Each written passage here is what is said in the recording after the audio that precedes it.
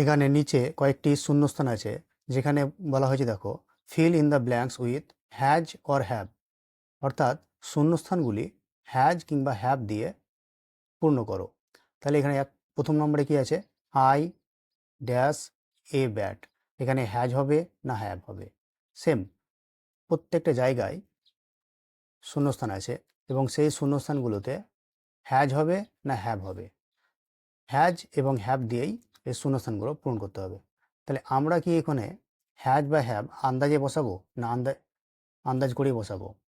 ঠিক হলে হবে, না হলে না হবে? এভাবে নয়। হ্যাজ এবং হ্যাভ কখন কোথায় বসে তার একটা নির্দিষ্ট নিয়ম আছে। যেমন ধরো হ্যাজ, হ্যাজ কখন কখন বসে?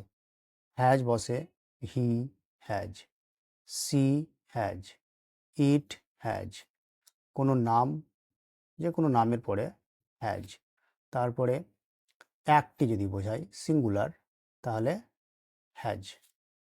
আবার হ্যাভ, তাহলে হ্যাভেরও নিয়ম আছে, হ্যাঁ অবশ্যই আছে। হ্যাভ কখন কখন বসে?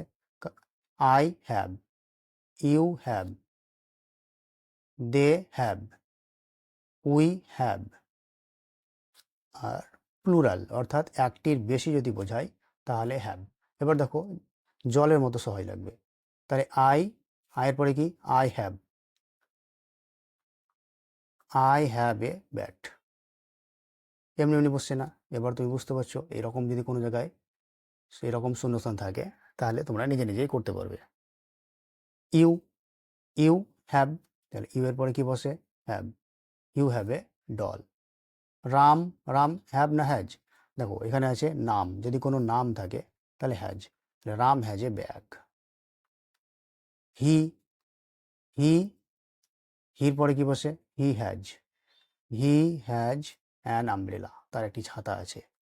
রহিম, আবার নাম, নামের পরে কি বললাম? নামের পরে হ্যাজ। রহিম হ্যাজ এ কার। দে, দের পরে কি? দে, দে হ্যাভ, তাহলে দে হ্যাভ এ গার্ডেন, তাদের একটি বাগান আছে।